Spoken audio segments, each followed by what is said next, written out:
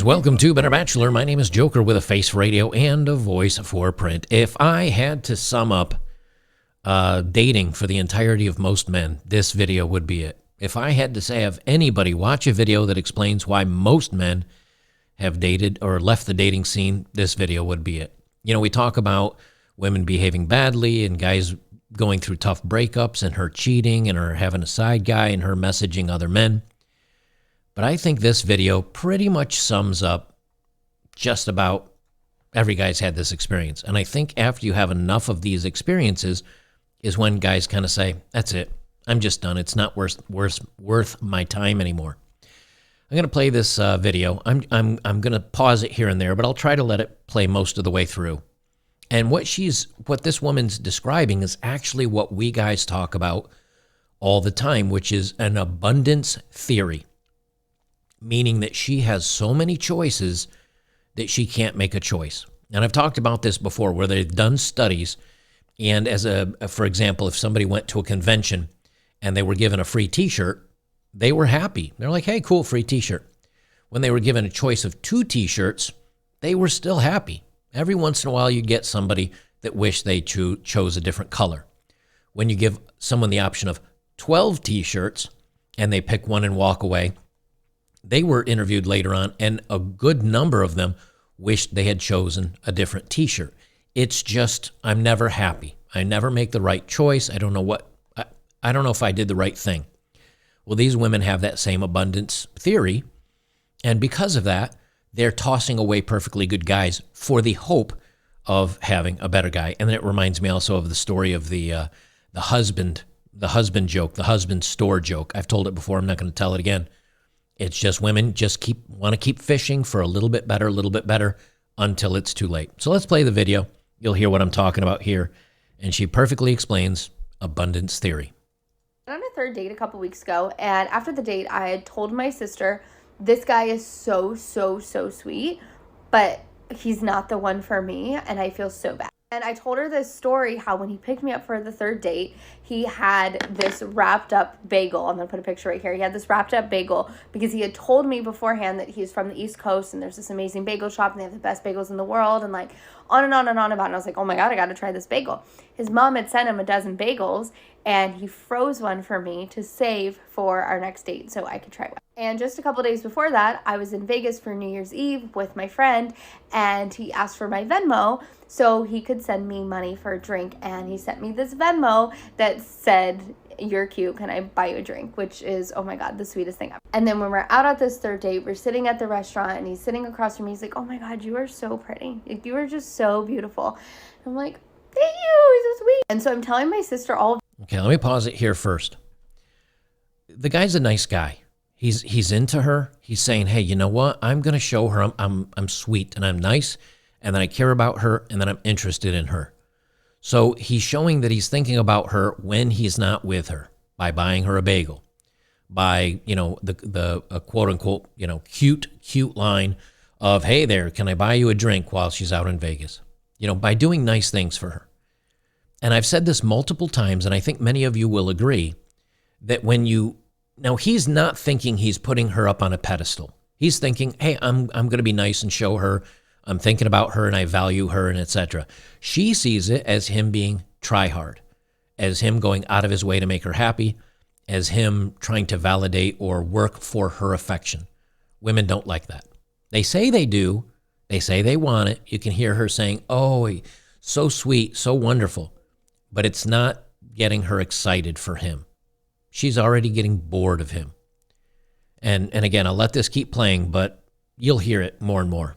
This, and she's like, oh my God, that is so rare. Like, this guy is so great. And my response, I was not trying to be bitchy in any kind of way, but I'm like, no, it's not rare. Like, also, I'm a dating coach, so I have a different mindset around it, but I'm like, this isn't rare. I'm like, honestly, this stuff happens for me a lot. Like, I only date guys who treat me this well. I only date guys who are that level of sweet or like complimentary towards me or loving or thoughtful. Like, that is not rare for me. But when she said that, it hit me like, oh, this is one of the reasons why women stick with people who aren't the right fit, because they see these behaviors as rare. And maybe right now you're listening, you're like, it is rare. I've never had a guy do that. I've only had one guy do that. Guys aren't like that.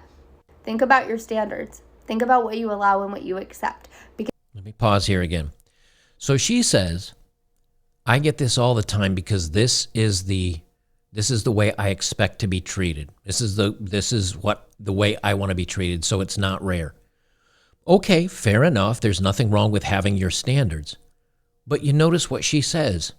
All the guys I date are this way, and this is the way I expect to be treated. Then why are you still dating? Why are you still looking for another guy if you'll only date men like this? So she dates a great guy. He tries to do nice things for her. He goes out of his way to make her feel special. And what's she do? She dumps him. And then she goes back out and gets another, and another, and another, and another. She keeps fishing for Mr. Perfect, throwing away perfectly good guys, one after another after another. And a lot of women have this mindset, this abundance of men trying to win their affection. I mean, she's not unattractive. She seems nice, but she's a dating coach. Well, how good of a dating coach are you if you're just going through men, tossing them aside, and you want to go out and find another one? All these men sound nice. All these men sound like they're trying to win your affection. Obviously, she's not going to go out with somebody she finds unattractive. So what's wrong? Why can't she settle for any of them? Because she wants to keep going until she can find better. And what happens to men after they do this time and time and time again? They become jerks. They become jaded. They become angry. They become frustrated. Or they give up on dating in its entirety. And they just say, you know what? There's no pleasing women. There's nothing I do. I've tried over and over and over again. Something's wrong with me, obviously. And then they hear maybe a video by, I don't know, Andrew Tate. Or maybe they hear a video by one of the other dating coaches that are like, you know what? Brush aside women. Don't go out of your way for them. You know, maybe be a little rude or a little aloof or have some attitude. And then they start doing that.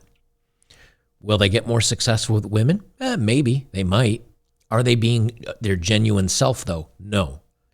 And so what happens is they kind of put on this game, like the pickup guys will tell you to do, and then they score the girl, and then they start dating. And what happens? The guy reverts back to his normal self, which is, I got the girl. I'm going to treat her nice. I'm going to do nice things for her. I'm going to go out of my way to make her happy because that's what we've been told as men we should do in a relationship. And what happens with her? She gets bored. Or she feels like he's not a high enough quality guy. Or he's not so much of a bad boy anymore. She's acquired him and now he's boring. And she doesn't have the tingles anymore. And so she moves on. What this does is this trains men not to be nice. It trains men to be jerks. Because they feel that's the way that's going to get them the women. And the guys that are nice, this woman just dumps them. So of course they're either going to change, they're going to become jerks, or they're going to quit dating. And it's not me saying this. She's literally saying it herself. Because I know when I had different standards is another word for expectations. When I had lower expectations, I got lower effort. Now my standards are up here, and now this is typical shit where I know for other reasons this is not my person, but I am not in a scarcity mindset where I'm like, I have to stick with this guy because no one else is going to be this sweet to me. No one else is going to be this thoughtful. No one else is going to treat me that right. I 100% know that is false because I only date guys who treat me that well. And it is only as rare as you allow it to be, based on what you are willing to put up with, based on what you are willing to stick around for, and based on who you are available for. And yes, I did end up ending things with this guy. He was super sweet about it, very understanding, very kind, and I hope the best for him. So why can't she find anybody? She's got this mindset. Oh, my value's way up here. I'm up here. And again, if that's where she thinks her value is, that's fine. And she's not having any problems meeting men. So now she expects her guys to be up here, and she's meeting men that are up there. But you notice what she says. Guys, all the guys I've dated, all the men that I've gone out with, my expectations are here. And he's sweet, and he does all these things for me, and he's wonderful. And what happens? She's still single, and she's going to keep going. She's going to keep going because she's going to say, I went out with Billy, and he made this money, and Tommy doesn't, so I don't want Tommy. I went out with Jeff. He made the same money as Billy, but he didn't have as nice a car, and his ambition and his job wasn't as good as Johnny's. So what she wants is all the men combined in one man. And what's going to happen? She's going to age and she's going to get older and the opportunities are going to be less and less and less. And then she's going to be unhappy. I've got this little screen grab as kind of my closure to this. This is a woman that became a surgeon. She said, giving up my youth, including my fertility, and foregoing income to train for 14 years after college to become a surgeon, only to realize, 1, most men are too insecure to date a surgeon. And 2, I don't like being a surgeon. So now I'm 42 with neither a family nor a career as a surgeon. This is literally what's happening all over the place. Not to everybody, not to all women, but to a ton of them. What happened is she says men are too insecure to date a surgeon. Nope, not at all. Men, when they meet a woman, they know, again, her intelligence doesn't matter. Yes, we want to have good conversations, but, if she's a member of Mensa and one of the top 10 smartest women in the world, men don't care. Is she feminine? Is she sweet?